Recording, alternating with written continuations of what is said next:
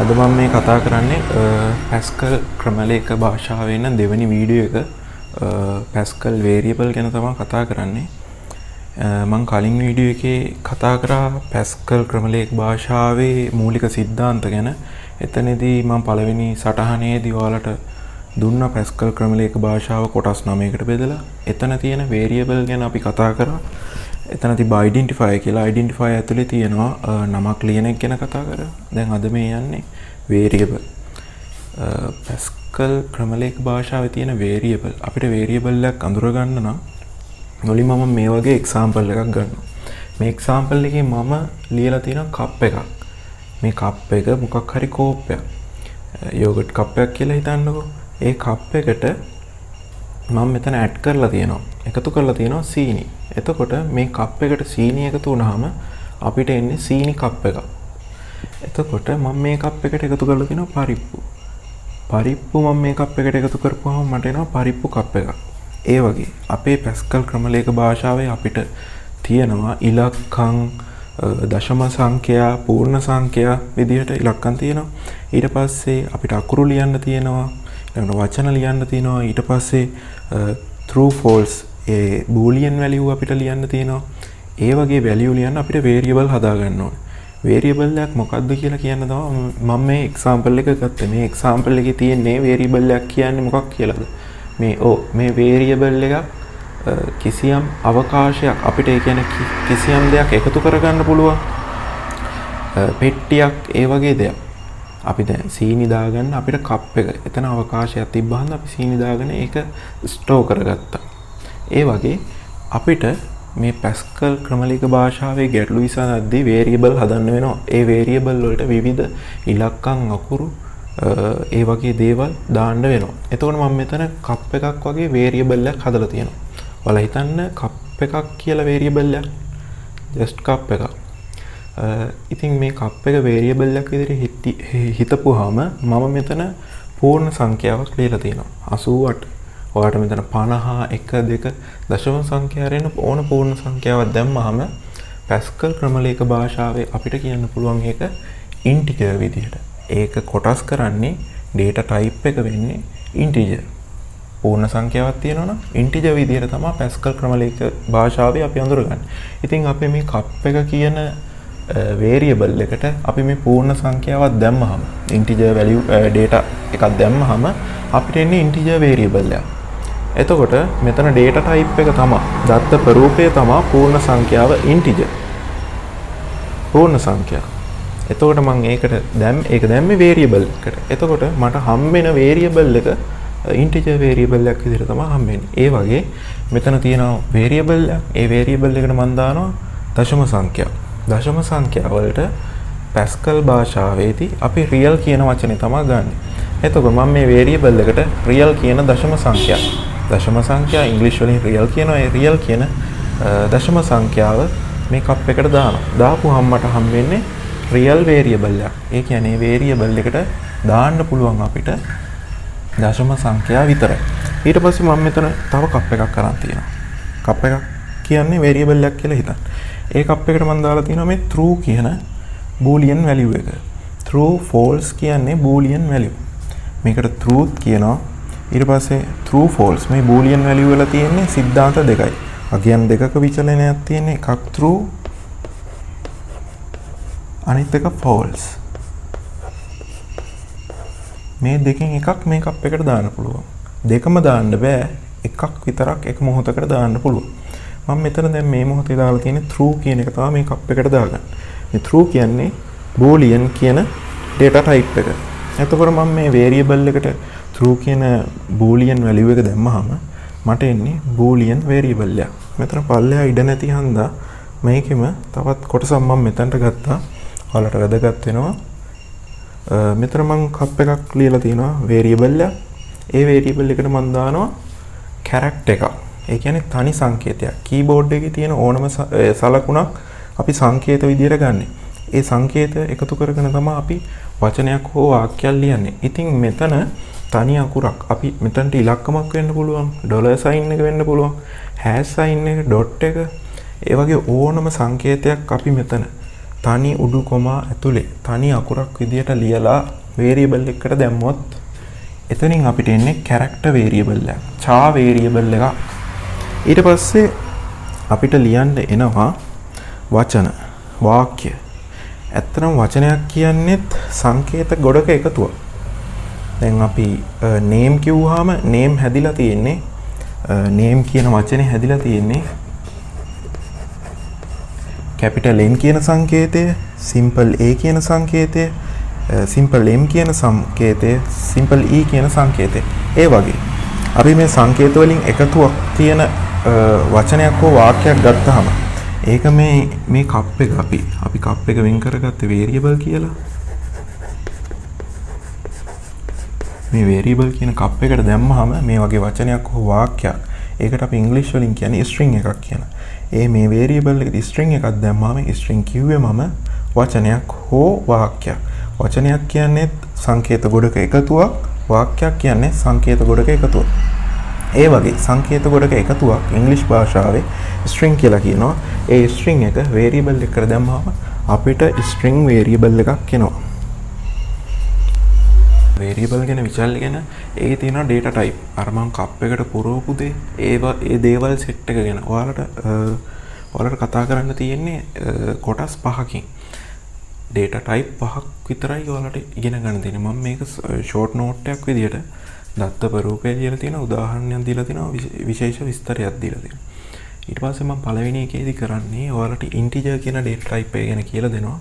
integer data type එක කියන්නේ සිංහලෙන් කියන්නේ පූර්ණ සංඛ්‍යා හෝ නිකල සංඛ්‍යා. ඒකේ උදාහරණයක් විදිහට මම අහන් තිනවා ධන හෝ ඍණ පූර්ණ සංඛ්‍යා. ඍණ 5, ධන 10, ධන 255, ඍණ 12. මේකට මම විශේෂ විස්තරයක් දීලා නැහැ. ඊළඟට මම දත්ත ප්‍රරූපය data type එක විදිහට real කියන එක ගන්නවා. real කියන්නේ තාත්වික සංඛ්‍යා එහෙම නැත්නම් දශම සංඛ්‍යා. දශම සංඛ්‍යා වල ධන ඍණ දෙකම අපිට පාවිච්චි කරන්න පුළුවන්. මෙතන මම ලියලා තියෙනවා ඍණ 20.56 කියන එක. එතකොට ධන 512.52. ඔයාලට මේ වගේ දශම සංඛ්‍යා ධන හෝ ඍණ සංඛ්‍යා පාවිච්චි කරනවා නම් ඔයාලා මේ Pascal වල variable ඔයා වෙන් කරගන්න ඕනේ real variable එකක් විදිහට. ඒකෙත් මම විශේෂ විස්තරයක් දීලා නැහැ. ඊළඟට මම කතා කරනවා boolean ගැන. මේ boolean ගැන කතා කරද්දී උදාහරණයක් ගන්නත් තියෙන්නේ දෙකයි. මොකද boolean වල තියෙන්නේ true false කියන statement දෙක විතරයි. වෙන දේවල් අපිට බෑ. අපි boolean variable එකක් හැදුවොත් මේ දත්ත ප්‍රරූපයේ තියෙන variable එකක් හැදුවොත් අපි මේ variable එක ඇතුළට දාන්න පුළුවන් true හෝ false කියන තනි විචල්‍යයක් විතරයි. මේකේ අගය විචල්‍යයන් දෙකක විචලනය වෙනවා. අගය එක්ක true වෙන්න පුළුවන්, එක්ක false වෙන්න පුළුවන්. එතකොට මම මෙතන විශේෂ විස්තරයක් දීලා තිනවා මෙහි අගය සඳහා විචල්‍යයන් දෙකක් පමණක් පවතී. A true හෝ false. ඊට පස්සේ මම ගන්න තියෙනවා char කියන එක. char කියන්නේ character. අනුලක්ෂණයක්. අනුලක්ෂණයක් කියන්නේ තනි සංකේතයක්. keyboard එකේ තියෙන ඕනම තනි සංකේතයක්. හැබැයි මේකේ විශේෂ විස්තරයක් මම සටහන් කරලා තියෙනවා තනි උඩු කොමා තුල දක්වයි. මේ තනි උඩු කොමා තුල එක සංකේතයක් විතරයි දාන්න පුළුවන්. එහෙම දැම්මොත් විතරයි char කියන character කියන data type එකේ variable එකක් අපිට හදන්න පුළුවන්. char කියන variable type එක ඒකේ තියෙන මේ char කියන data type එක ඒකෙදි අපි මේ තනි කොමා ඇතුලේ තමයි මේ සංකේත ඕන එකක් තනි සංකේතයක් සලකුණු කරන්නේ. මෙතන මම ඩොලර් මාක් එක සටහන් කරලා තියෙනවා තනි උඩු කොමා යටතේ. මෙතන හැෂ් තනි උඩු කොමා යටතේ ඒක වගේම ඉලක්කමක් තියෙන සංකේතයක් තනි උඩු කොමා යටතේ. ඊළඟට capital A ඊළඟට capital ලකුණු ඕන එකක් තනි උඩු කොමා යටතේ. ඊට පස්සේ මෙතන simple ලකුණු ඕන එකක් තනි උඩු කොමා යටතේ පාවිච්චි කරන්න පුළුවන්. මෙතන විශේෂ විස්තරයක් මම දීලා තියෙන්නේ තනි උඩු කොමා තුල දක්වයි කියලා. ඊළඟට අපිට තියෙනවා string. string කියන්නේ සංකේත ගොඩක එකතුවෙන් හැදෙන වචනයක් හෝ වාක්‍යයක්. මම මෙතන string වලට සිංහලෙන් කියනවා අනුලක්ෂණ පිළිවෙලක්. ඒ කියන්නේ සංකේතවල පිළිවෙලක් එකතුවක්. එතකොට මම මෙතන උදාහරණයක් විදිහට මෙහෙම නමක් දීලා තිනවා. ඔයාලට කැමති නමක් ගන්න පුළුවන්. මේ data type එක මෙහෙම තනි උඩු කොමා යටතේ අකුරු set එකක් දිගට තිබ්බොත් සංකේත set එකක් තිබ්බොත් ඔයා ඒක string type එකේ string data type එක කියලා ඔයාලා අඳුර ගන්න ඕනේ. මම එතනත් විශේෂ විස්තරයක් ලියලා තියෙනවා. තනි උඩු කොමා තුල පමණක් දක්වයි කියලා. ඒ කියන්නේ ඔයාලා string එකක් හෝ character එකක් හරි ලියද්දි අනිවාර්යයෙන්ම තනි උඩු කොමා යටතේ ලිවිය යුතුමයි. අලුත් මාතෘකාවක් ලිව්වා Pascal code for integer variable. මේකෙදි මම කතා කරන්නේ Pascal code එකක් කොහොමද මේ integer variable එක අපි හදන්නේ, declare කරන්නේ, ඊළඟට value එකක් assign කරන්නේ කොහොමද, value එකක් ඒ variable එකට දාගන්නේ කොහොමද කියලා තමයි කතා කරන්නේ. ඒතකොට මම මුලින් කියන්න තියෙන්නේ මේ code වල හැඩරුව මම කලින් වීඩියෝ එකේ කියලා දුන්නා. මේ code වලට line තියෙනවා, code line තියෙනවා, code number තියෙනවා. ඒවා දන්නේ නැත්නම් ඔයාලා කලින් වීඩියෝ එකට හිටියේ නැත්නම් කලින් වීඩියෝ එක බලලා මෙතනට එන්න. එතකොට ඔයාලට මේ හැමදේම තේරෙයි. ඉස්සරහම මේ program කියන නම මෙතන තියෙන්නේ මේක received word එක. ඇවරුණු පදයක්. ඒක අපිට ඕන විදිහට ලියන්න බෑ. ඒක අනිවාර්යෙන් අපි ලියන්න ඕන. වෙනස් කරන්න බෑ. ඊළඟට මම මෙතන මේ හදලා තියෙනවා නමක්. මේ නම මම තමයි හදාගත්තේ. integer underscore variable කියන එක. මේ වරහණෙන් වම් පැත්තේ තියෙන නම. මෙතන space එකක් තියෙනවා. එතකොට මේ නම මම තමයි හදාගත්තේ. මම මේ නම හදන හැටි identify වලදී කතා කරා. ආයෙ මම කතා කරන්නේ නැහැ.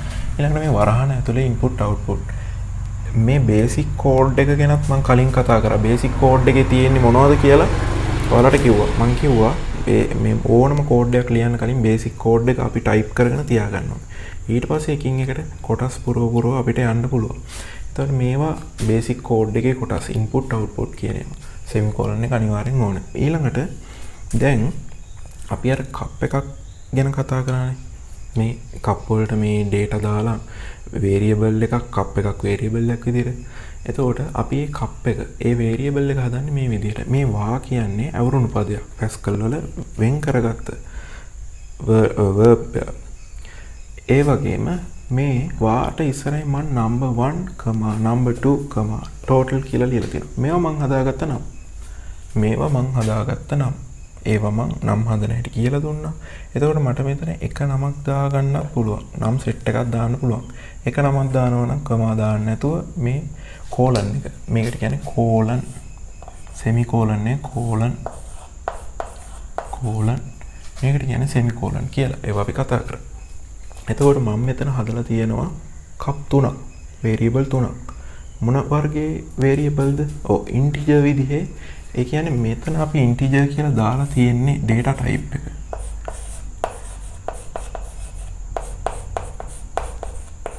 data type එක. එතකොට මම වා කියලා received verb ඒකට මේ වගේ variable විචල්්‍ය 3ක් මම හදාන තියෙනවා. ඒ විචල්්‍ය 3 හැදුවට පස්සේ මම colon කියන එක යොදාගෙන space එකක් තියලා integer කියන data type එක මම ලියලා semicolon එකකින් අවසන් කරලා තියෙනවා. එතකොට අපිට හැදිලා තියෙනවා integer කියන data type එකේ variable 3ක්. ඊළඟට මෙතන මම begin එකයි end එකයි. begin එකෙන් තමයි අපේ code එක ගැටලුව විසඳන්න පටන් ගන්න තැන. මේ begin එකයි end එකයි අතර තමයි අපි ඕන දෙයක් code කරලා ගැටලුව විසඳගන්නේ. එතකොට begin එකෙන් පස්සේ ඒ rule එකෙන් පස්සේ මම number 1 කියන එක අරන් තියෙනවා. number 1 කියන එකට මම මෙතන මේ dot එකයි equal එකයි දාලා කරලා තියෙන්නේ මේක assign කරගන්න එක. මේක සමාන කිරීම වගේ. Pascal වල අපිට නිකන් සමාන කිරීම ලියන්න බෑ. මේ colon එකයි equal sign එකයි ඒ දෙකම එකට ලියලා තමයි අපිට value එකක් assign කරන්න පුළුවන්. දැන් මම මේ මෙතන සමාන කිරීමට එහා පැත්තේ දෙක තිබ්බට පස්සේ ඒ දෙක මෙන්න මේ variable එකට assign වෙනවා. assign වෙනවා. ඒ කියන්නේ දැන් පළවෙනි මේ තීරුව මේ code line එක execute වෙද්දි run වෙද්දි වෙන්නේ මේ දෙකේ ඉලක්කම මේ සමාන කිරීමේ වම් පැත්තේ තියෙන variable එකට assign වෙනවා. මේ පළවෙනි එක execute වුණාට පස්සේ number 1 වල තියෙන්නේ 2. ඊළඟට දෙවෙනි code line එක execute වෙනවා, run වෙනවා. එතකොට වෙන්නේ මෙන්න මේ 6 මේ සමාන කිරීමෙන් වම් පැත්තට assign වෙනවා. ඒකත් assign වෙනවා. එතකොට දැන් number 1 වල තියෙන්නේ මේ දෙක කියන පූර්ණ සංඛ්‍යාව. අපිට පූර්ණ සංඛ්‍යාව වෙනුවට දශම සංඛ්‍යාවක් දැම්මොත් මේක compile time error එනවා. මොකද අපි number 1 කියන variable එක හදලා තියෙන්නේ integer කියන type එකේ. integer type එකේ වට දශම සංඛ්‍යා දාන්න බෑ. එහෙනම් ඔයා මේවට values දාදී අනිවාර්යයෙන්ම පූර්ණ සංඛ්‍යා, නිකිල සංඛ්‍යා, පූර්ණ සංඛ්‍යා වලට තමයි නිකිල සංඛ්‍යා කියන්නේ පූර්ණ සංඛ්‍යා තමයි මේ variable වලට assign කරන්න ඕනේ. ඊළඟට මම මෙතන කරලා තිනවා total එක සමාන කරලා තිනවා. සමාන කිරීම ඔයාලට කියලා දුන්නා. කෝලන් එකයි ඉක්වල් එකයි ලියලා තමයි අපි සමාන කිරීම ලියන්නේ පැස්කල් වල. එතකොට දැන් මෙතන මේ නම්බර් 1 එක ඇතුලේ තියෙන්නේ 2 කියන ඉලක්කම. මම කිව්වා කප් ගැන කතා කරා. ඒ විදිහට හිතන්න. මේක ඇතුලේ තියෙන 2. එතකොට නම්බර් 2 ඇතුලේ තියෙන්නේ 6 කියන නම්බර් 6 කියන ඉලක්කම. දැන් මේ දෙක එකතු වෙනවා. මේ දෙක මෙතනදී එකතු වෙනවා. මේක මේකට එකතු වුණාම නම්බර් 2යි 6යි එකතු වුණාම 8යි කියන එක එනවා. ඒ 8 මේ සම්පූර්ණ 8 මෙතනින් එනවා 8 මේ 8 යනවා අසයින් වෙනවා මෙන්න මේ ටෝටල් කියන එකට. ඒ කියන්නේ දැන් ටෝටල් එක ඇතුලේ තියෙන්නේ මොකද්ද? නම්බර් 8. ඊට පස්සේ කෝඩ් එක end එක ලියලා dot එක ලියලා අවසන් කරනවා. ඊට පස්සේ මම මාතෘකාවක් ගත්තා Pascal code for real variable ගැන. real කියන්නේ දශමීය සංඛ්‍යා. දශමීය සංඛ්‍යා කොහොමද අපි මේ Pascal කේතයක මේවා variable හදාගන්නේ ඊට පස්සේ value එකක් assign කරන්නේ කොහොමද කියලා කතා කරන එක තමයි මේ කොටසේදී කරන්නේ. ඊට පස්සේ මුලින් කිව්වා වගේ program කියලා ලියා ගන්නවා. මම මෙතනට නමක් දීලා තියෙනවා real variable කියලා. ඒක තනි වචනයක් විදිහට දීලා තියෙන්නේ. ඉස්තන්න input output semicolon වලින් අහලා තියෙනවා. ඊළඟට වා කියලා මම මෙතන receive word එකක් ලියලා මෙතන number 1 number 2 number total කියලා integer variable තුනක් මම හදාගෙන තියෙනවා. ඊට පස්සේ මම දැන් real ගැන කතා කරනවා මම තව variable එකක් හදාගත්තා avg කියලා. avg කියලා නමක් දීලා මම මෙතන colon එකක් දාලා real කියන data type එක දාලා මම real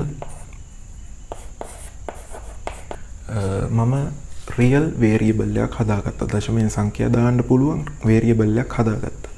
ඊට පස්සේ දැන් මේ variable වා කියන එක මේක කෙලින් වෙන්න ඕන කියලා නැහැ. වා කියන එක උඩින් දාගෙන රූලක් පැනලා මේ කොටස් අපිට මෙහෙම පිළිවෙලකට ලියා ගන්න පුළුවන්. ඊට පස්සේ මම මෙතන begin එකෙන් පස්සේ අපි ගැටලුව විසඳන තැන ප්‍රධාන ක්‍රමලේඛය ලියන තැන ගන්නවා.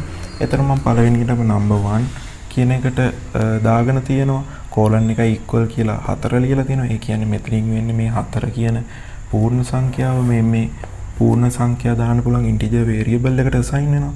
මෙතනින් වෙන්නේ මේ 6 මේ number 2 කියන variable එකට assign වෙනවා. total කියන එකට assign වෙන්නේ මේ දෙකේ එකතුව. ඒ කියන්නේ 6යි 4යි. මෙතන 6 තියෙන්නේ. number 1 එක ඇතුලේ 4, number 2 එක ඇතුලේ number 6. මේ දෙකේ එකතුව වෙන්නේ කීයද? 10යි. ඒ 10 තමයි මෙන්න මේ total එකට assign වෙන්නේ. එතකොට total ඇතුලේ තියෙන්නේ මෙතනට දැන් code line විදිහට මේක execute වෙන්නේ. පළවෙනි code line එක execute වෙනවා. දෙවෙනි line එක ඉස්තර නම් ඒක execute වෙනවා. ඒකේ මොකුත් නැහැ. තුන්වෙනි line එක execute වෙනවා. මෙහෙම line විදිහට execute වෙවි ඇවිල්ලා මෙතන execute වෙලා ඉවරනාට පස්සේ මේ total කියන line එක run වුණාට පස්සේ මේ total එක ඇතුලේ තියෙන්නේ 4යි 6යි කියන දෙකේ එකතුවෙන් හැදිච්ච මේ 10. ඊට පස්සේ මේ line එක execute වෙද්දි මෙතන total එක ඇතුලේ දැන් තියෙන්නේ 10. ඊට පස්සේ එතනින් වෙන්නේ මේක තමයි division එක. බෙදීමේ සලකුණ. Pascal කේතවලදී මෙහෙම ඉරක් ගහලා තියෙනවා නම් මොකක් හරි ඉලක්කමක් ලියලා මේ වගේ 8 බෙදීම 4 2 කියලා තියෙනවා නම් මේකේ උත්තරේ අපිට එන්නේ 4යි. ඒ වගේ මෙතන මේ තියෙන total එක මේ variable එක ඇතුලේ තියෙන්නේ total එක කියන variable එක ඇතුලේ තියෙන 10. ඒක බෙදලා තියෙනවා 4. මෙතනින් එන උත්තරේ අපි ගත්තොත් එහෙම එන්නේ 2.5යි. මේ උත්තරේ ඊට පස්සේ මෙහෙම ගිහිල්ලා මේ avg කියන real variable එක ඇතුළට එනවා. ඊට පස්සේ මේ real variable එක ඇතුලේ තියෙන්නේ 2.5යි 0.0 මේ වගේ answer එකක් තමයි මේ variable එක ඇතුලේ තියෙන්නේ. real variable එක. ඊට පස්සේ end එක ලියලා dot එක ලියලා මේ code එක මම අවසන් කරලා ඊළඟ මාතෘකාවෙන් කතා කරන්නේ character එකක් ගැන. char variable එකක් ගැන. Pascal code for char variable. මේකේ මම program කියන නම අරන් ඊට පස්සේ මම මෙතන දාලා තියෙන්නේ identifier name එක identifier හඳුන්වන්නේ නම char variable. ඒක මම හදපු නම. ඊට පස්සේ input output basic code එකේ විදිහට යනවා. ඊට පස්සේ variable එකක් හදාන මම මෙතන variable එකක් අලුතෙන් හදලා තියෙනවා. එතන මේක මම මේ identifier මම හදපු නම මේක variable name එක. variable name මම මේ පාට චෝක් එකෙන් ලියන ඒවා මේ කෝඩ් එකට අදාළ වෙන්නේ සුදු පාටින් තියෙන ඒවා විතරයි පැස්කල් කෝඩ් එකට අයත් වෙන්නේ. ඊට පස්සේ මම මෙතන දාලා තියෙන්නේ data type එක. එතකොට මම ලියනවා data type කියලා. එතකොට අපි character විදිහේ data type variable එකක් හදාද්දි මේ විදිහට අපිට ඕන නම ලියාගෙන colon එකක් දාලා ඒ data type එක දාලා semicolon දාලා වහන්න ඕන. ඊට පස්සේ මම begin එකයි end එකයි අතර අපේ ප්‍රධාන කෝඩ් එක මූලික කෝඩ් එක ලියන තැන මේ variable එක මෙතනින් ලියලා මේ විදිහට සමාන කිරීම දාලා සමාන කිරීම දාන්නේ colon එකයි සමාන කිරීමයි දාලා මේ වගේ තනි සංකේතයක් මේකට assign කරනවා. මේ k කියන තනි quotation ඇතුලේ තියෙන සංකේතය මම මේකට assign කරගන්නවා. දැන් මේ line එක execute වුණාට පස්සේ code කියන එක ඇතුලේ තියෙන්නේ k කියන මේ තනි සංකේතය. ඒ කියන්නේ character එක. ඊට පස්සේ මේ විදිහට මම end එක ලියලා dot එක දාලා මේ code එක අවසන් කරනවා. මාතෘකාවෙන් මම කතා කරලා තියෙන්නේ boolean variable එකක් ගැන. මේකත් අර විදිහටම අපි variable එකක් හදාගන්නේ. මෙතන අපි නම දාගන්නවා අපිට ඕන විදිහට program name එක. ඊට පස්සේ මේ වාක්‍යල දාගෙන මම variable එකක් හදලා තිනවා bool_variable vary කියලා. අපිට ඕන නමක් දාගන්න පුළුවන්. එතකොට ඕනම විදිහේ නමක් දාගෙන මැදට colon එකක් තියලා අපි data type එක දෙනවා boolean කියලා. semicolon එකකින් වහනවා. ඊට පස්සේ මේ begin එකට පස්සේ අපේ code එකේ මම මේ variable එක මෙතනට අරන් bool_vary කියන එකට සමාන කරනවා මේ true කියන එකට. අපිට දාන්න පුළුවන් true හෝ false කියන එක. false කියන මේ අගයන් දෙකෙන් එකක්. මම මෙතන true කියන එක දාගෙන තියෙනවා. ඒ true කියන එක මේකට assign වෙනවා. මේ code එකේ මේ හරිය තියෙන rule execute වෙද්දී මේ bool variable කියන එක ඇතුලේ තියෙන්නේ true කියන අගය පමණයි. ඒතර end එකෙන් පස්සේ මම dot එක තියලා code එක අවසන් කරලා තියෙනවා. ඊළඟට මම කතා කරන්නේ string variable ගැන. string variable එකක් හදන්නේ කොහොමද? string variable එකට value එකක් assign කරන්නේ කොහොමද කියලා Pascal code එක. මේ විදිහට මුලින්ම basic Pascal code එක ලියාගෙන මම මෙතන නමක් දීලා තියෙනවා. str_variable කියලා. ඒක මම හදාගත්ත නමක්. ඒක identifier එකක්. ඊට පස්සේ මම වා කියලා දාලා මෙහෙම name කියලා නමක් හදාන්න තියෙනවා. මේකත් මම හදාගත්ත නමක්. ඊට පස්සේ colon එක දාලා මෙතන data type එක දීලා තියෙනවා. අපිට වාක්‍ය ලියද්දි අපේ data type එක වෙන්න ඕනේ string කියන එක.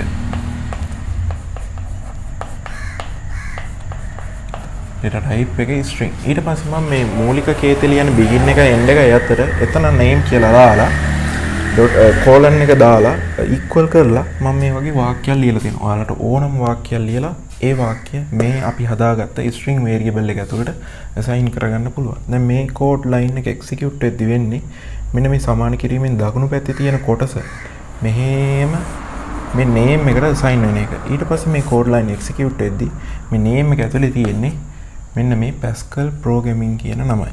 ඊට පස්සේ end එක dot එකත් එක්ක මම අවසන් කරලා code එක අවසන් කරලා තියෙනවා. child level හැසිරීම කියලා behavior of variable.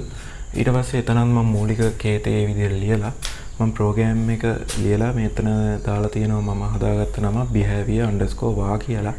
මේ වා කියන එක වෙන වචනයක් එක්ක ඈඳලා එකට ලිව්වට ප්‍රශ්නයක් නැහැ. හැබැයි තනි වචනයක් විදිහට අපිට නමක් ගන්න බෑ. ඒවා received verb. ඊට පස්සේ මෙතන input output semicolon එකකින් වහලා තියෙනවා. ඊට පස්සේ මම වා කියලා දාලා මේ වගේ data type පහෙන්ම variable පහක් හදලා තියෙනවා. number කියන එකට මම integer කියලා මම variable එකක් හදලා තියෙනවා. deci number කියලා real variable එකක් හදලා තියෙනවා. ch කියලා char variable එකක් හදලා තියෙනවා. bool_var කියලා නමක් කරන් boolean variable එකක් හදලා තියෙනවා. name colon string කියලා දාලා string variable එකක් name කියලා හදලා තියෙනවා. ඊට පස්සේ මම පළවෙනි එකේ මේ begin end එක අතර අපි code එක ලියනවා.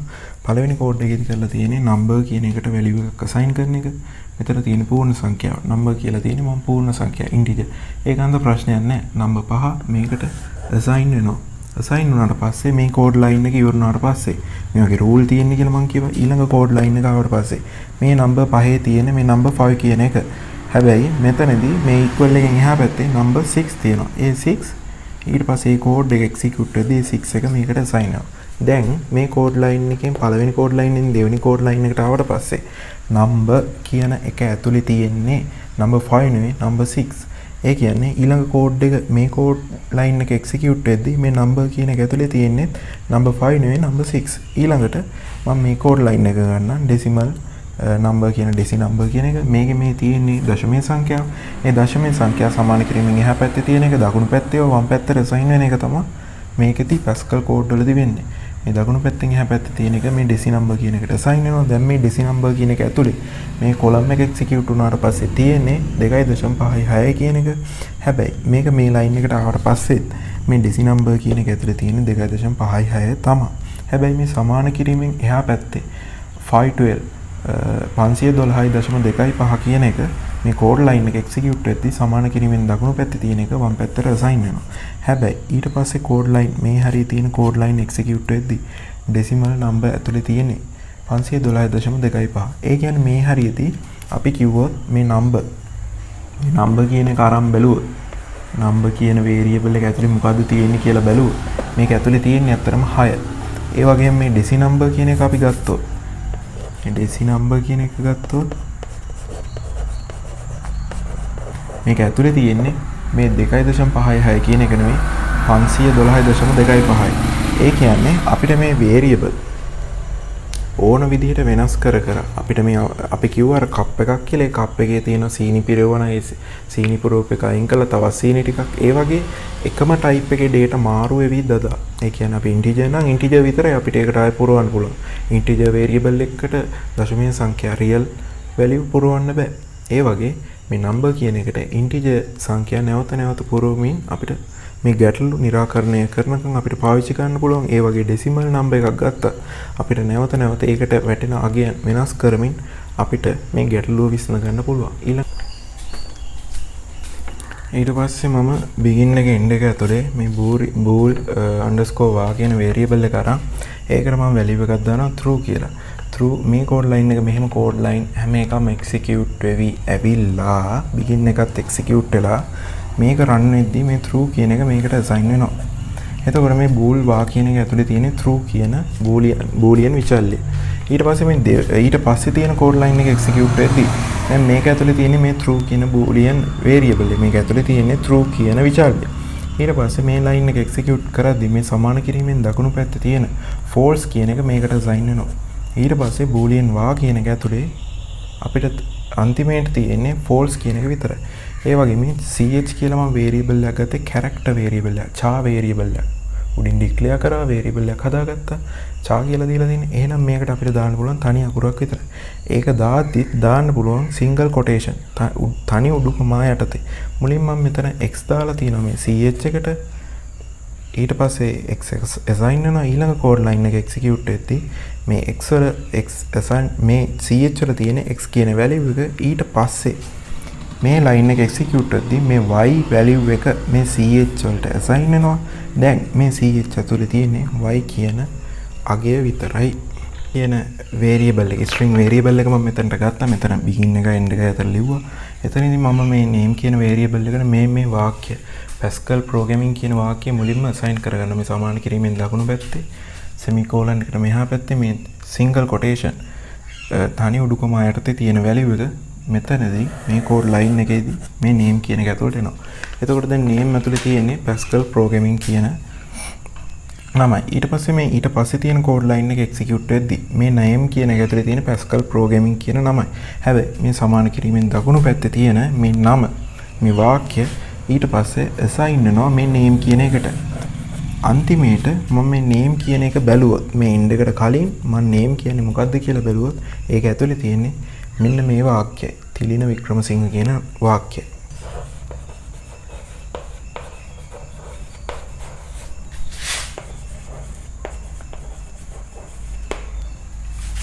මම මෙතන විශේෂයෙන් සඳහන් කරා variable විචල්්‍ය වල අගයන් වෙනස් කරමින් ගැටලු විසඳීමට භාවිතා කළ හැක.